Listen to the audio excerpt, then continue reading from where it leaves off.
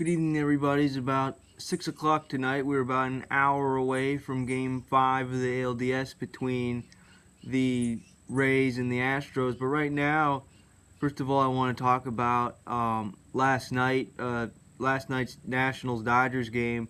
Before that, I want to reference briefly the Braves-Cardinals game. So I watched both games. And the Braves-Cardinals was not even close. It was 10-0 in the first inning. The Cardinals scored 10 runs in the first inning, and it ended up being 13-1. And just like that, so if you thought about the Game 5 atmosphere in Turner or SunTrust Park, it was supposed to be electric, it was supposed to be party-like. It all pretty much died down really before the game even got started. I think the Cardinals scored 9 runs and there was only 1 out. It was just not. It was a type of game, we talked about before. Momentum and things like that, and trying to gain control of a series.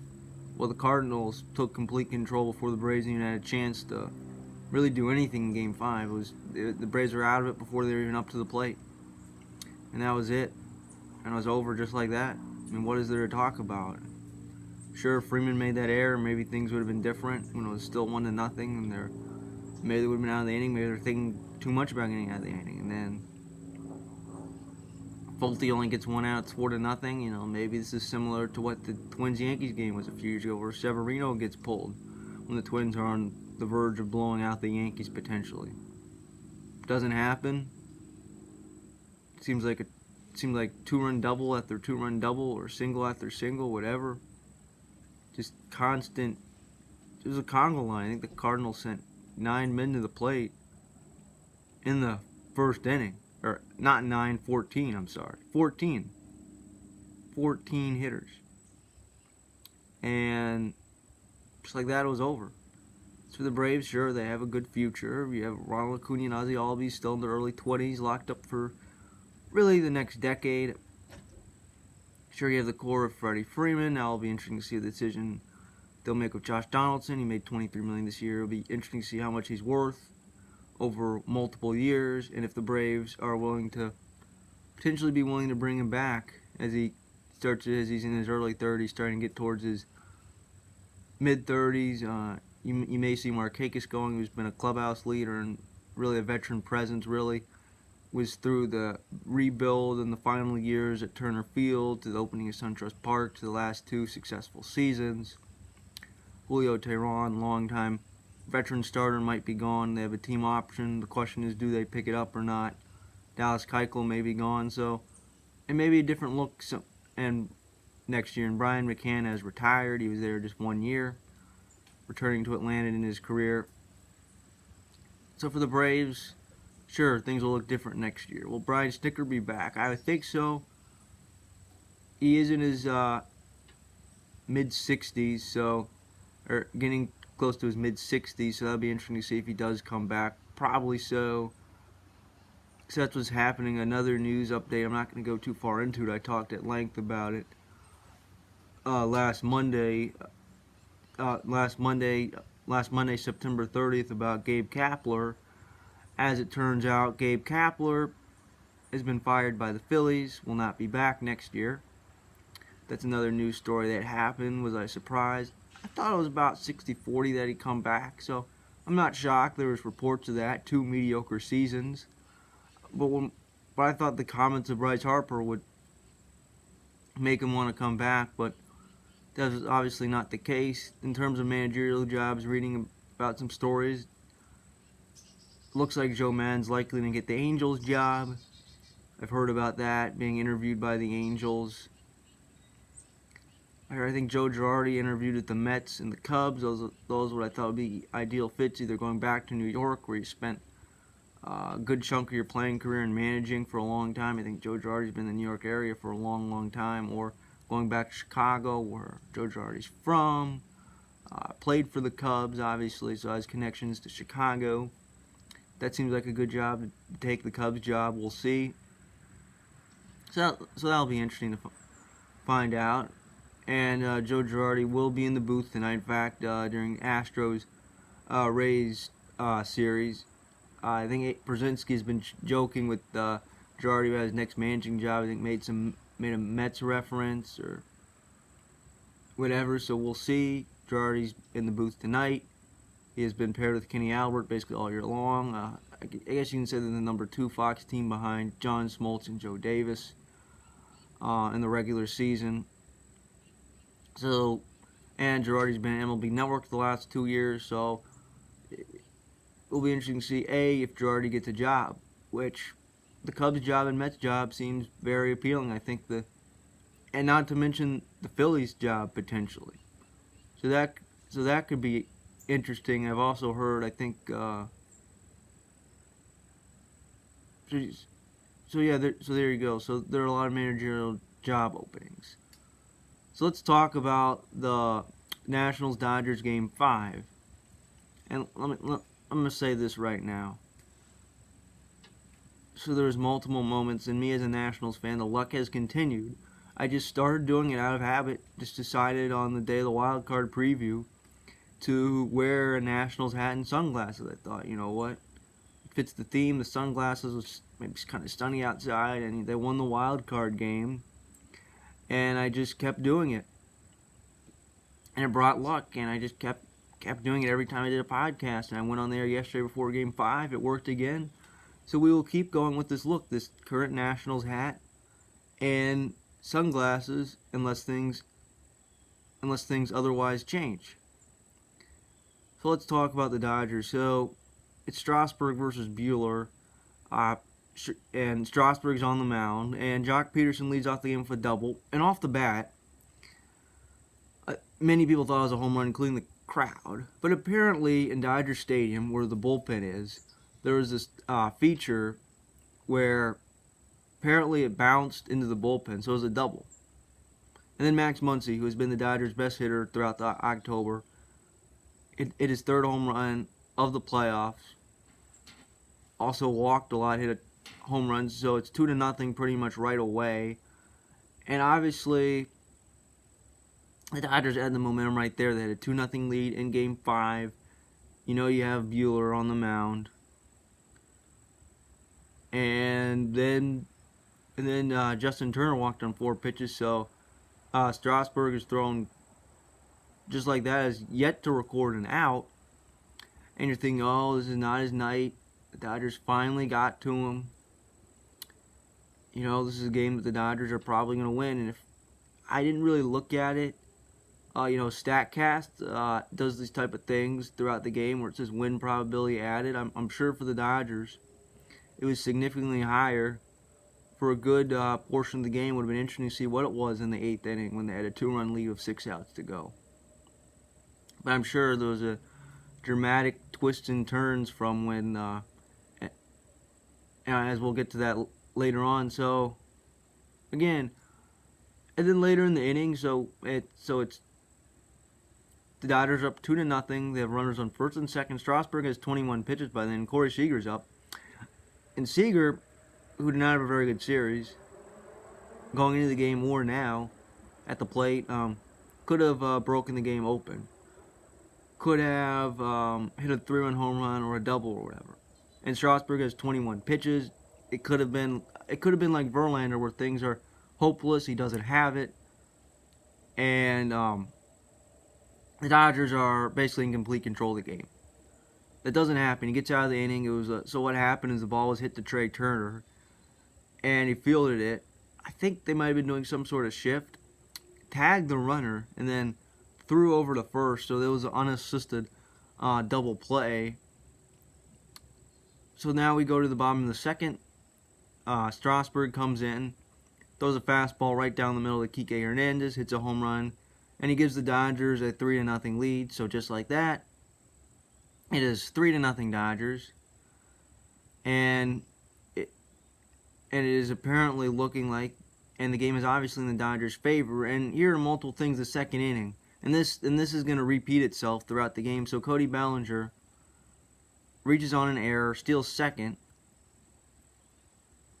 So you have a runner on second, 1 out. So you have an opportunity to go ahead and take the lead.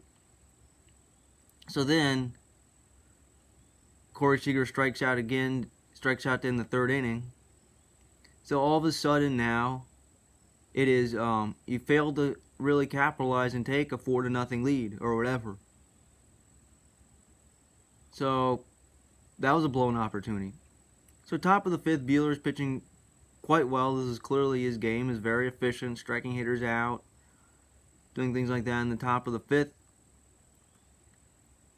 Kurt Suzuki walks, and then Michael A. Taylor, it's a single, so there's no outs, and then Strasburg trying to bunt, so you want to have runners on second and third. This is the pitcher up, so obviously when a pitcher is bunting, they, more than anyone else, have you heard sacrifice bunts are, I think, at an all-time low in baseball. Well, this is Strasburg, it's the pitcher. He strikes out, and then Turner strikes out, and they get out of the inning. So the Nationals, that was their opportunity to get back into the game. Really, with the top of the order coming up, they don't do that. Buehler perseveres, comes through. And then in the sixth, Rendon leads off with a double. That'll be the first of his 3 big extra base hits. And Soto drives him in, so it's 3-1 now. Then Walker Buehler strikes out Zimmerman on a curveball to end the top of the 6th inning. And then finally, so here is when the Dodgers once again have a chance to add on insurance and really take control of the game. So Cody Bellinger leads off the 6th inning with a single, and then he steals second. So he steals second once again. So now this time you have a runner on second and no outs. So clearly now, just move the runner over, do whatever. Maybe just hit 2 ground balls to second, or hit a sac fly and a ground ball to second, and you don't even have to get a hit, and you have a 4-1 lead. But instead, Strasburg struck out Matt Beatty, Corey Seager, and Kike Hernandez on changeups in the inning. So this is the 3rd time that Corey Seager had a runner in scoring position, with the opportunity to have a bigger lead. So again, if the Dodgers, let's just say they come through, instead of up 3-1, maybe they're up 6-1, 7-1, something like that. If they come through, which, again, there's so many games throughout the baseball season. Say, oh, we could have done this, could have done that. Oh, that's baseball. You're going to fail. It's the way the game is. But again, Strasburg came through. There's times where I thought, oh, Strasburg doesn't have his best night. The Dodgers could take advantage of him. And what he did a good job of is really, after giving up those 2 home runs, he just made 2 bad pitches that resulted in 3 runs right there. But I think Strasburg did a good job of making adjustments, of getting out of trouble multiple times when there's runners on base, getting out of, not, I wouldn't say jams, but just situations where the Dodgers have an opportunity to extend their lead and really put game 5 away. So you strike out the side there. And here's one thing that surprised me. Walker Buehler, when he struck out Zimmerman, he had 97 pitches going into the 7th inning. And my reaction was, I thought was done for the night. He's right around 100 pitches. Good job. Well done, Walker. You've done a good job. Maybe it's time for the bullpen. And this really surprised me, since he came back out with 97 pitches. And they're trying to, push him over to 105, 110?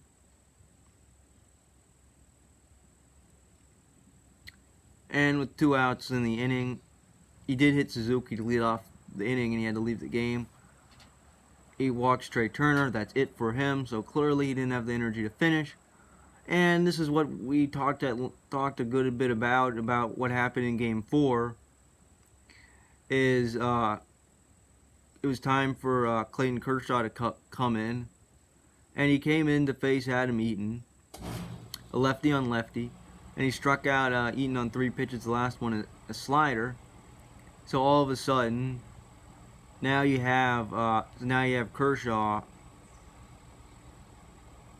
You have Kershaw dominating, or you have Kershaw in, gets the last out. We knew that was coming.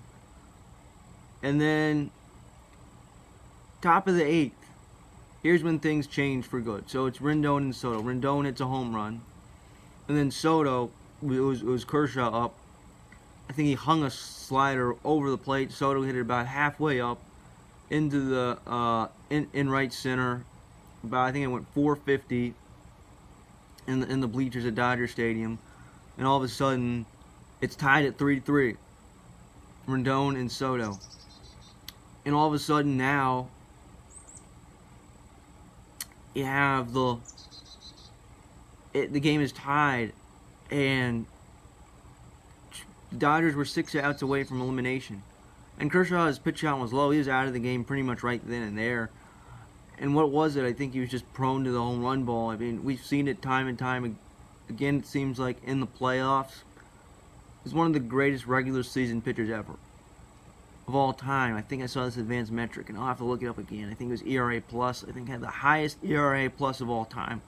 So granted, in terms of wins or whatever, or innings pitched, you can't compare that to what starters did 100 years ago, or even 75, even 50 years ago. It's just not fair. I mean, starters are pitching fewer and fewer innings. The amount of wins someone gets is going to vary drastically to what someone got even 20, 30 years ago. But the point is, in the playoffs, you could go back on all those moments against St. Louis in 2013 and against 2014 where couldn't finish the game, couldn't get through. The Cardinals got to him in the later innings, or on and on. All those moments in the playoffs, couldn't get past the Astros in Game 5 when they could have taken a 3-2 lead. On, and now you're asked to come in. And Scherz had those moments where he's gotten a save against the Nationals, but it's in relief. Obviously, you want to let him throw, and gives up those 2 home runs. So in comes Kenta Maeda anyways. And he basically proceeds to strike out Kendrick, Zimmerman, and Gomes right away. So strikes out the side in the inning. So now you think, you second guess yourself, should we have just gone with Maeda earlier? If you would have gone with Maeda, would have the game been over? Based on what we saw, yes. But then again, maybe you want Kershaw facing the heart of the order. So again, and one move that made me nervous as a Nationals fan is Patrick Corbin came in, which I saw what he did in that Game 1. And then Game 3, they had a plan, and it didn't work. Same thing how, and really that plan with David Roberts, going with Kershaw, that they had a plan. They even tried to do it, thought about it in Game 4, did do it in Game 5, it just didn't work. And Corbin ended up getting 3 strikeouts in the game, including the final 2 in the 8th inning, and a tie game, so give Corbin credit. Did what he needed to do. And one moment in the 9th inning, so it was in the 9th inning, and Will Smith came very close to hitting a walk-off home run. It was off Daniel Hudson, so Eaton basically caught the ball in front of the wall. So that moment, off the bat, watching the video, you hear the crowd cheering. You see what the outfielder is doing. You definitely thought it might be getting out. I mean, Eaton caught it right in front of the wall, deep onto the warning track. And granted, it wasn't going out anyways. I imagine if Eaton wasn't there, it would have been a double off the wall. It would have hit off the wall for sure. But that was a scary moment for sure for the Nationals. And then 10th inning, which this is another critical decision-making move. So Eaton walks, and Rendon hits a double. It's his 3rd big extra base hit. He kind of jump-started the rally in the 6th. Then right before Soto drove him in, hit a home run. Soto followed. And think about Juan Soto, who's a 20-year-old, who you're not even going to bother to mess with. You're just going to intentionally walk him.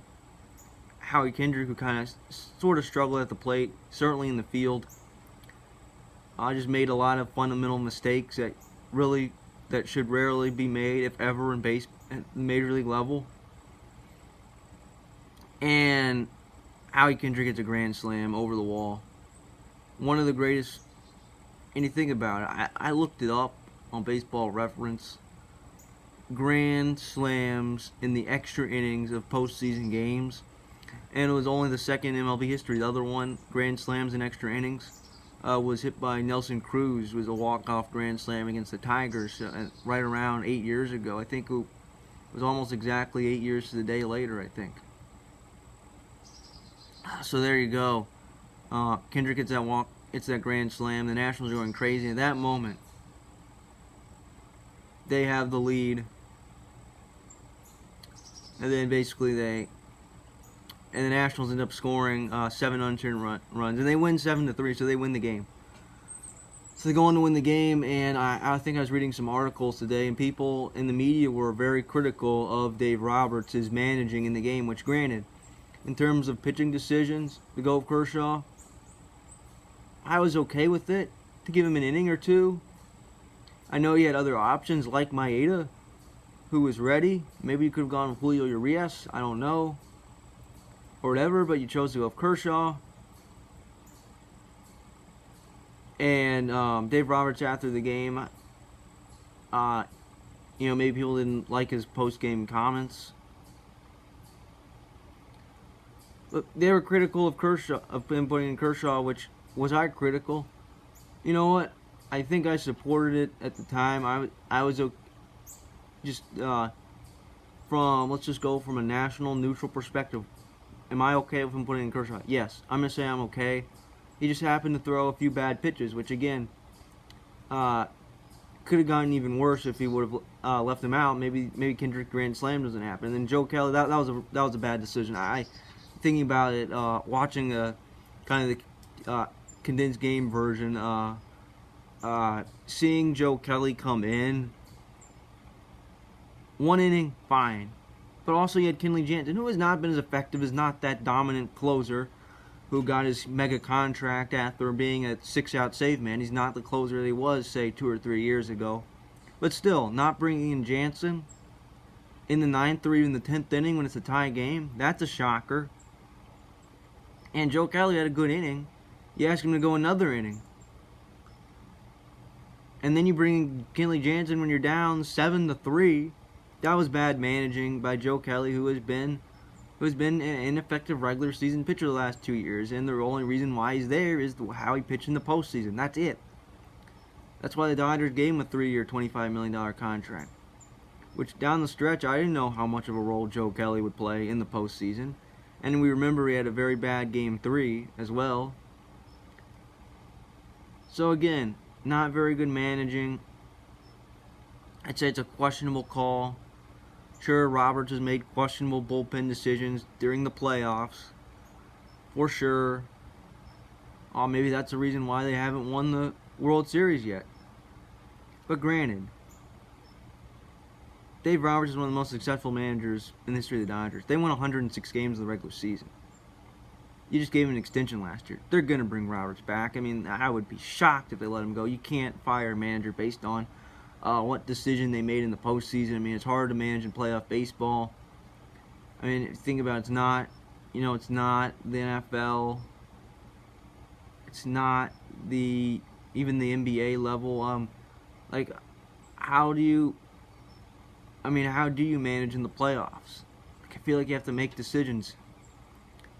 And I mean, who has been the most successful manager of this decade? That has won the most World Series? I'd say it has been Bruce Bochy, winning 3 World Series on never Giants teams anywhere close to as good as what these Dodgers teams were.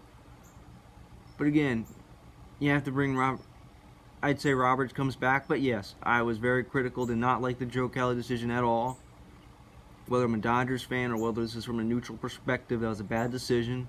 I admit that. Kershaw, I don't know. If Kershaw didn't give up those home runs, no one would be talking. If he finished the 8th inning, the Dodgers win, no one would be talking, or would be talking about the Kelly situation.